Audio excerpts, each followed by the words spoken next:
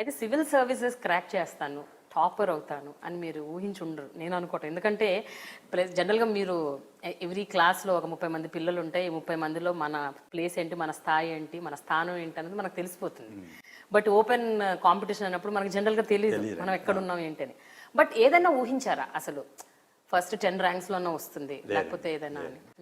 నేను ఊహించలేదు, కానీ ఐఏఎస్ మటుకు పాస్ అవ్వగలనేమో అని అనుకున్నాను అనమాట. ఎందుకంటే రావు గారు కూడా ఆయన చాలా సంవత్సరాల నుంచి క్యాండిడేట్స్ని చూశారు కాబట్టి నాకు కూడా చెప్పేవారు, నువ్వు బాగా చదువు, నీకు ఐఏఎస్ పాస్ అయ్యే స్తోమత ఉంది, కానీ ఇది అప్పుడు 150 మందిని తీసుకుంటే నేను 150 ర్యాంక్ వస్తానా, లేకపోతే 1వ ర్యాంక్ వస్తాను, లేకపోతే 151వ ర్యాంక్ వచ్చి ఐఏఎస్ పోతున్నా అన్నది తెలియలేదు. మీరు అన్నట్టు ఇది ఓపెన్ కాంపిటీషన్ కాబట్టి మనం ఎక్కడ ఉంటామో తెలుసుకోలేము. తర్వాత ఏంటంటే ఐఏఎస్లో ఇప్పుడు అందరూ ఫిజిక్స్ చదువుతున్నా, అందరూ ఇంగ్లీష్ లిటరేచర్ చదువుతున్నా మనకు కంపారిజన్ ఉంటుంది.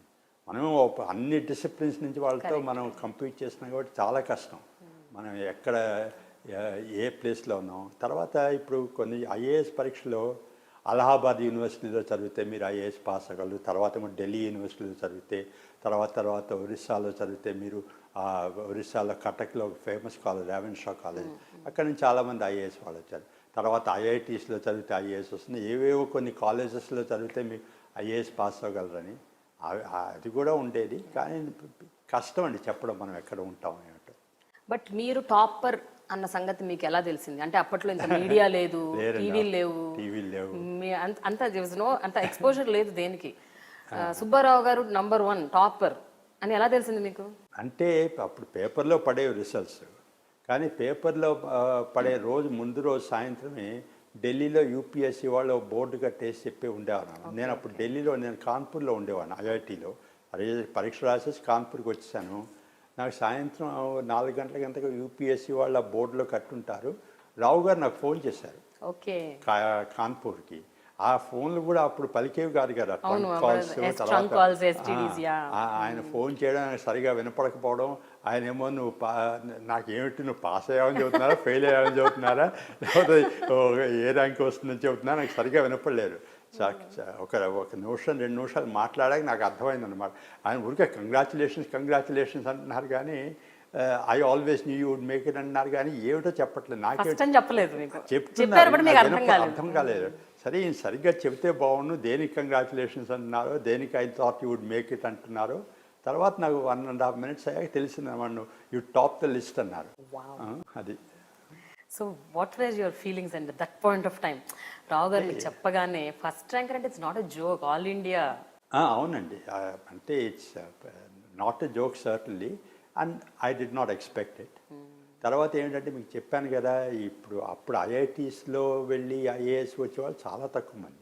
నా ముందు ఐఐటి చదివి ఐఏఎస్కి వచ్చిన వాళ్ళు ఒకళ్ళు మ్యాక్సిమం 2 ఉన్నారు. సో వాళ్ళు కూడా టాప్ చేయలేదు.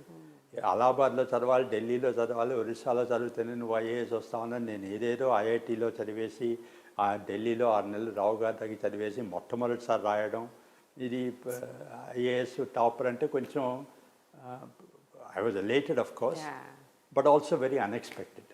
But it's brilliant. ఏంటంటే ఏదో ఆ టైంలో అయిపోయిందిలేండి.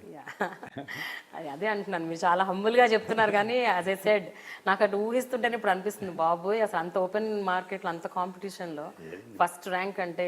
అండ్ నాకు ఇంకొక విషయం తెలిసింది, మీకు అప్పుడు వచ్చిన మార్క్స్ ఇప్పటి వరకు ఆ రికార్డ్ ఎవరు బ్రేక్ చేయలేదంట, ఇది నిజమే? అలా కాదండి, ఏవో ప్రజలు చెప్పుకునే మాటలు కానీ ఇవి చాలా బేసిస్ ఉండదు. నేను రాసిన ఐఏఎస్ రాసినప్పటికీ ఇప్పటికీ 43 సంవత్సరాలు జరిగింది. నువ్వు ఎంత తేడా వచ్చినా 43 సంవత్సరాలు మార్క్స్ బ్రేక్ చేయడం అంటే అంత మార్క్స్ సిస్టమ్ మారింది కూడా, ఎగ్జామ్ సిస్టమ్ మారింది, మ్యాక్సిమం మార్క్స్ మారాయి. కానీ అప్పుడులో ఒక 5-6 సంవత్సరాల్లో ఇటుపక్క అటుపక్క చూస్తే అనుకుంటాను నాకు వచ్చిన మార్క్స్ అని.